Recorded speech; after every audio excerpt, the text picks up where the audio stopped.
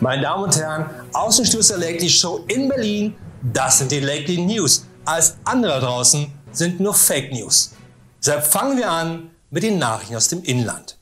Berlin. Oft freut man sich, nachdem man den Windows-Rechner hochgefahren hat und dieser nun Updates zieht, darauf, dass man nun diesen stundenlang live dabei zugucken darf. Und vor allem nichts mehr dann geht. Denn so ein Update ist nun einmal auch die beste Ausrede, nicht arbeiten zu können. Könntest du bitte mal schnell die Bilanz frisieren? Ansonsten sitzen wir alle hier mit einem Bein im Gefängnis. Hey, sorry, geht nicht, wegen Windows-Update.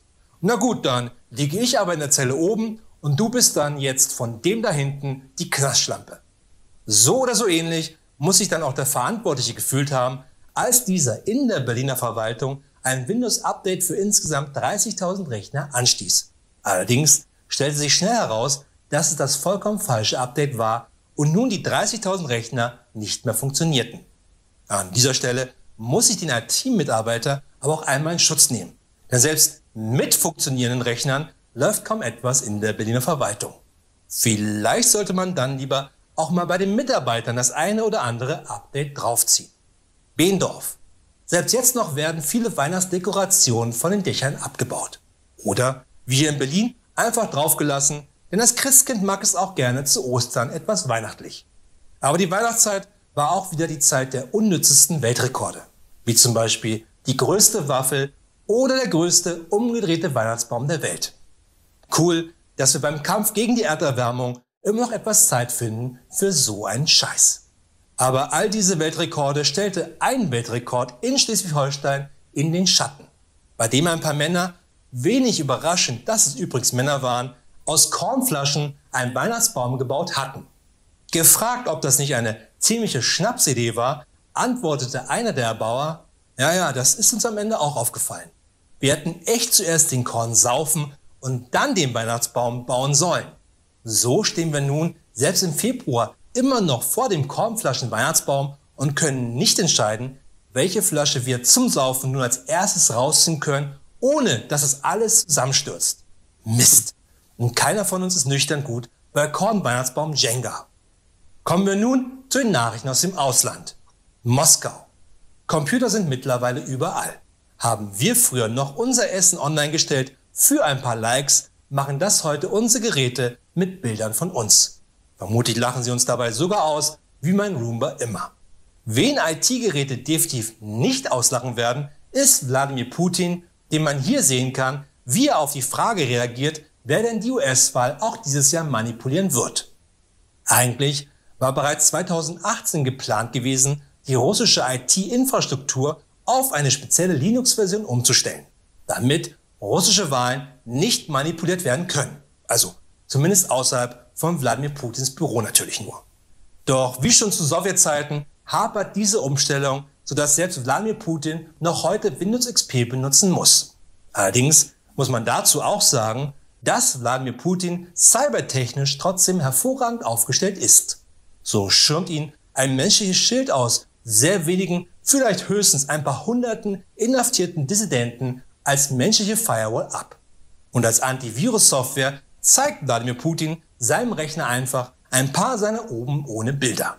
Das verschreckte sogar die Erpressersoftware WannaCry 2017 so sehr, dass sie ihm Lösegeld bezahlten. London. Kunst ist ja immer eine Sache des Betrachters. Ist ein Bild von Jackson Pollock, auf dem er seine eigenen Exkremente verteilt hat, nun wirklich Kunst? Oder war er einfach nur zu faul, aus seinem Atelier zum Bad zu gehen? War sein Atelier sein Bad? Und hat er dafür im Bad dann gemalt? Oder war das alles vielleicht nur seine Küche? Oder war das alles gar keine echte Kunst, sondern nur eklig stinkender Müll? Dass Kunst aber anders gehen kann, hat ein junger Brite gezeigt, der mit seinen Fahrradtouren digital auf einer Landkarte Bilder malte.